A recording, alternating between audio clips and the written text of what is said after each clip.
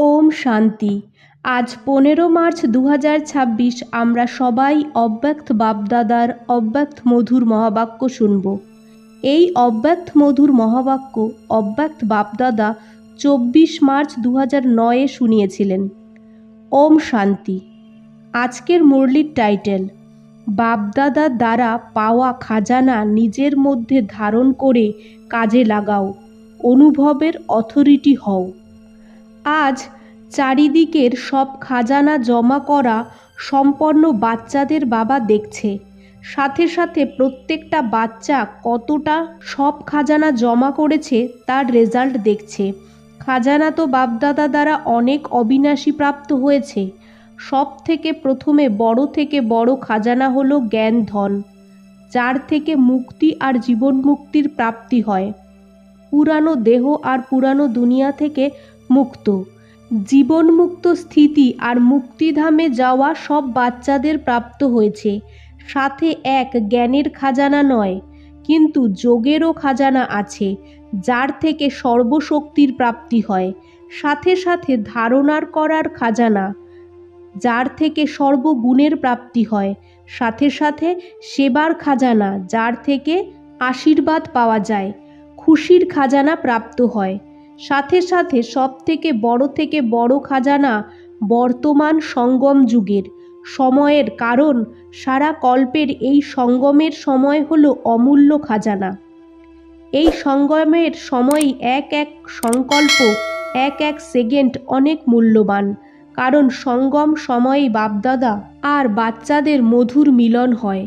আর কোনো যুগেও পরমাত্মা বাবা আর পরমাত্মা বাচ্চাদের মিলন হয় না। সাথে সাথে সঙ্গম সময়ই হলো যাতে বাপদাদা দ্বারা সব খাজানার প্রাপ্তি হয়। খাজানা জমা হওয়ার সময় সঙ্গম যুগই হয়। আর কোনো যুগে জমার খাতা জমা করার ব্যাংক নেই। এক সঙ্গম যুগই হয়, সেই সময় যত খাজানা জমা করতে চাও তত করতে পারো।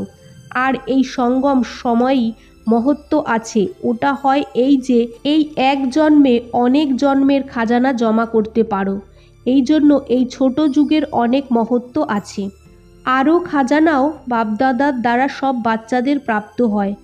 বাবা সবাইকে দেয়, কিন্তু খাজানা জমা করার প্রত্যেকটা বাচ্চা নিজের পুরুষার্থ অনুসারে করে। বাবা যে দেয় সে একজনই হয় আর একরকমই সবাইকে দেয়, একই সময়ে দেয়, কিন্তু ধারণ করার সময় কি দেখা যায় যে বাবা তো একরকম দিয়েছে, কিন্তু ধারণ করার প্রত্যেকটা নিজের নিজের পুরুষার্থ রয়েছে। কারণ খাজানা ধারণ করার জন্য এক তো নিজের পুরুষার্থের প্রালব্ধ বানাতে পারে, দুই সদা সন্তুষ্ট থাকা আর সবাইকে সন্তুষ্ট করা। সন্তুষ্টতার বিশেষতা দ্বারা খাজানা জমা করতে পারো। আর তিন হলো সেবা দ্বারা, কারণ সেবা দ্বারা সব আত্মাদের খুশির প্রাপ্তি হয়, তো খুশির খাজানা প্রাপ্ত করতে পারো। নিজের পুরুষার্থ আর সবাইকে সন্তুষ্ট করার পুরুষার্থ, আর তিন হলো সেবার পুরুষার্থ। এই তিন প্রকারের খাজানা জমা করতে পারো। খাজানা জমা করার বিশেষ সম্বন্ধ সম্পর্কে এক তো নিমিত্ত ভাব, নির্মাণ ভাব, নিঃস্বার্থ ভাব, প্রত্যেক আত্মার প্রতি শুভ ভাবনা, শুভ কামনা রাখার আবশ্যকতা আছে। যদি সেবায় বা সম্বন্ধ সম্পর্কে এই সব হয়, তো পুণ্যের খাতা আর দুয়ার খাতা অর্থাৎ আশীর্বাদের খাতা অনেক সহজেই জমা করতে পারো। বাপদাদা সবার পোতামেল দেখছে, তো কি দেখেছে? চারিদিকের বাচ্চাদের মধ্যে নাম্বার ওয়ার দেখেছে। বাবা একজনই এক সময়েই দেয়, কিন্তু জমা করায় দুই প্রকারের বাচ্চা দেখেছে।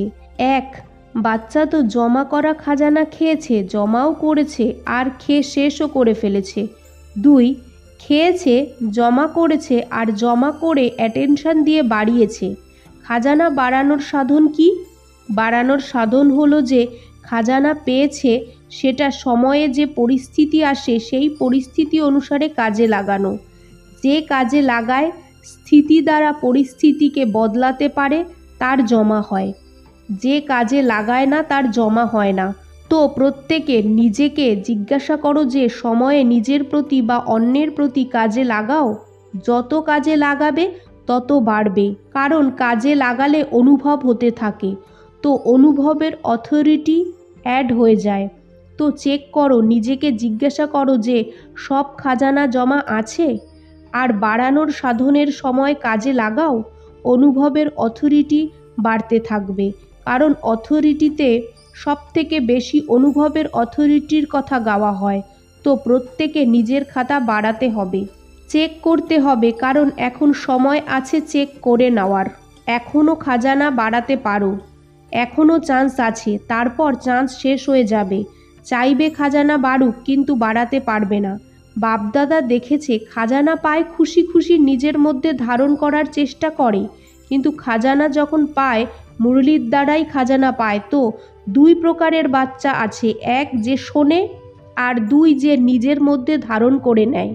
অনেক বাচ্চা শুনে খুব খুশি হয়, কিন্তু শোনা আর নিজের মধ্যে ধারণ করা দুটোর মধ্যে অনেক পার্থক্য আছে। যারা নিজের মধ্যে এটা ধারণ করতে পারে সে অনুভবী হয়ে যায়, কারণ সময়ে কাজে লাগিয়ে খাজানা বাড়াতে থাকে। শোনারা বর্ণনা করতে থাকে, অনেক ভালো শুনিয়েছে বাবা, অনেক ভালো বলে, কিন্তু ধারণ করা ছাড়া সময়ে কাজে লাগাতে পারবে না। তো তোমরা সবাই চেক করো, তোমরা কি নিজের মধ্যে এগুলো নিতে পারো? একটুও যদি কম হয় তাহলে হলচলে এসে যাবে, কিন্তু যারা ধারণ করবে তারা ফুল হবে, হলচলে আসবে না। এই জন্য আজ বাপদাদা সবার খাজানা চেক করছে।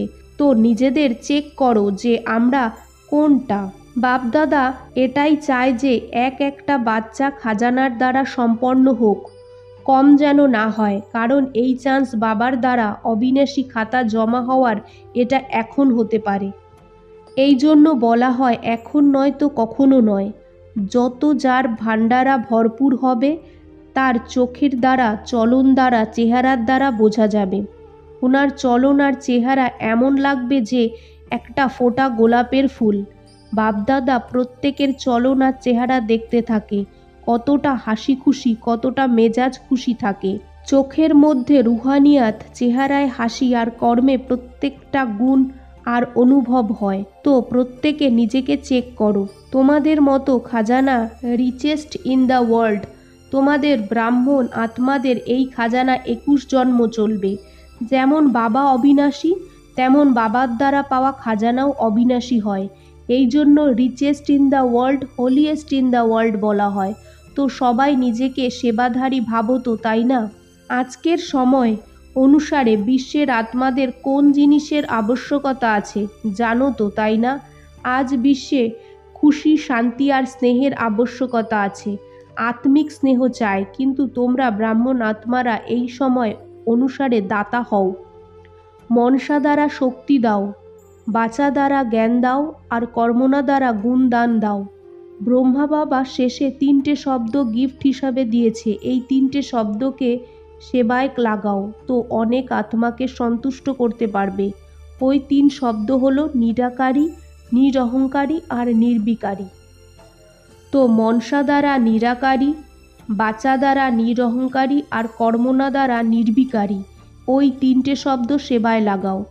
এখন বিশ্বকে নিজের শক্তি দ্বারা মনের আনন্দ, সুখের প্রাপ্তি হয়। সবাই নিরাশ হয়ে আছে, আর তোমরা বিশ্বের জন্য আশার তারা, আর বাপদাদার সব বাচ্চাদের বাবা আশার তারা দেখে। শুধু আশার তারা নয়, কিন্তু আশা পূর্ণ করা তারা। সব থেকে সহজ পুরুষার্থ হলো স্নেহ। স্নেহে পরিশ্রম ভালোবাসায় পরিণত হয়ে যায়। বাবার স্নেহী হওয়া অর্থাৎ সহজে পুরুষার্থ করা। যে সদা বাবার স্নেহের সাগরে ডুবে থাকে তারা হাত ওঠাও। সদা শব্দকে আন্ডারলাইন করো। প্রত্যেক আত্মা অনেকবার স্নেহী হয়েছ, আবার হবে।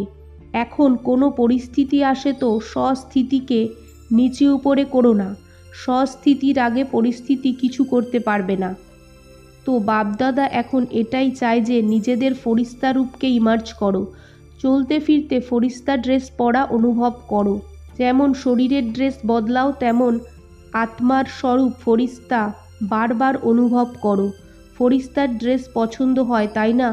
যেমন ব্রহ্মা বাবা অব্যক্ত ফরিস্তা রূপে বতানে বসে আছে, তেমন বাবার সমান তোমরা সবাই চলতে ফিরতে ফরিস্তা রূপ অনুভব করো, কারণ ফরিস্তা রূপ হবে তবেই দেবতা হবে। বাবার 3টে রূপ মনে করো, তাই না? বাবা, শিক্ষক, সদ্গুরু, তেমন নিজের তিনটে রূপকে মনে করো। ব্রাহ্মণ থেকে ফরিস্তা আর ফরিস্তা থেকে দেবতা। কখনো ব্রাহ্মণের ড্রেস, কখনো ফরিস্তার ড্রেস, কখনো দেবতার ড্রেস পরো। এই তিন রূপের সহজেই ত্রিকালদর্শী সিটে বসে সাক্ষী হয়ে সব কাজ করতে থাকবে। তো সবার কাছ থেকে বাপদাদা এটাই চায় যে সদা বাবার সাথে থাকো, একা হয়েও না। সাথে থাকবে তখনই সাথে চলতে পারবে। যদি কখনো কখনো থাকো তো সাথে কিভাবে যাবে? স্নেহী স্নেহীকে কখনো ভুলতে পারে না। সারাদিনে এটা অভ্যাস করতে থাকো।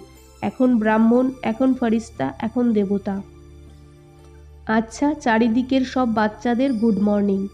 আজকের বাপদাদার মধুর বরদান, মাস্টার ত্রিকালদর্শী হয়ে প্রত্যেক কর্ম যুক্তিযুক্ত করা বাচ্চারা কর্মবন্ধন মুক্ত ভব। যে কোনো সংকল্প, বল বা কর্ম করো তো ওটা মাস্টার ত্রিকালদর্শী হয়ে করো, তো কোনো কর্ম ব্যর্থ বা অনর্থ হতে পারবে না। ত্রিকালদর্শী অর্থাৎ সাক্ষীপানের স্থিতিতে স্থিত হয়ে কর্মের গুপ্ত গতিকে জেনে এই কর্মেন্দ্রিয় দ্বারা কর্ম করাও তো কখনো কর্ম করতে কর্মবন্ধন মুক্ত কর্মাতীত স্থিতির অনুভব করতে থাকবে। আজকের স্লোগান, যার কাছে হদের ইচ্ছার অবিদ্যা আছে ওই মহান সম্পত্তিবান হয়। ওম শান্তি।